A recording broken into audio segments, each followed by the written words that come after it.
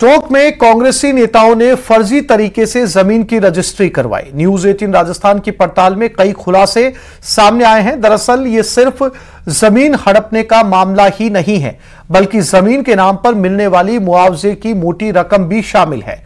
टोंक जिले के इसरदा बांध के एरिया में आ रही अरनिया केदार की जमीन पर कांग्रेस नेताओं की नजर पड़ी। देखिए इस रिपोर्ट में।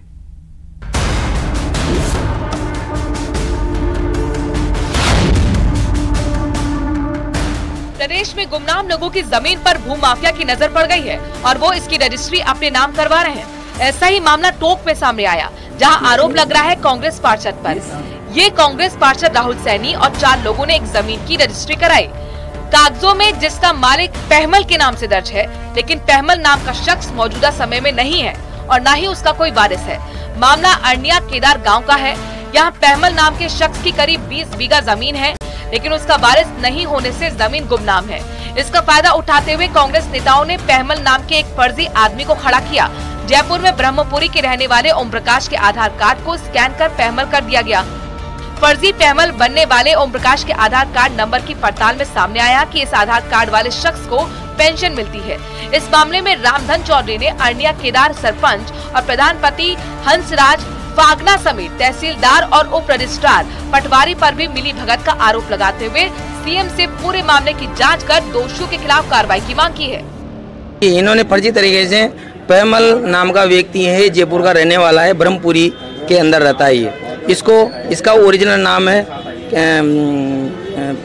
ओम प्रकाश है इसका नाम, जिसको पहमल बनाया। मुख्य घोटाला करने वाला हंसराज फागना सरपंच ग्राम पंचायत अरनिया केदार, पंचायत समिति प्रधान जो पंचायत समिति प्रधान सुनीता गुजर, पटवारी हल्का पटवारी सुमित्रा चौधरी और वो क्या तहसीलदार जी साहब, ये सभी की मिलीभगत से ये जमीन का फर्जीवाड़ा किया गया था। वहीं इस मामले में प्रशासन ने साफ कर दिया है कि जांच के बाद इस मामले में कार्रवाई की जाएगी।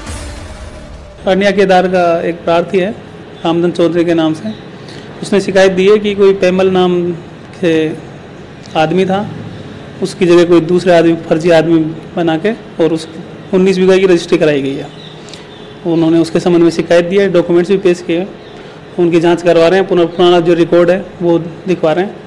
उसके बाद जैसा भी यदि कोई तथ्य सामने आते हैं तो उसकी रिपोर्ट जो उच्च अधिकारी है उनको प्रेषित की जाएगी।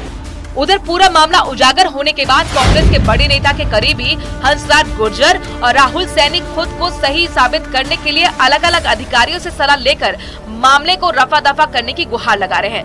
लेकिन ऐसे में सवाल कई उठते हैं, जैसे गुमनाम जमीन हड़पने की गैंग के मुख्य किरदार कौन है? ब्रह्मपुरी के ओम प्रकाश को फर्जी पहमल किसने बनाया?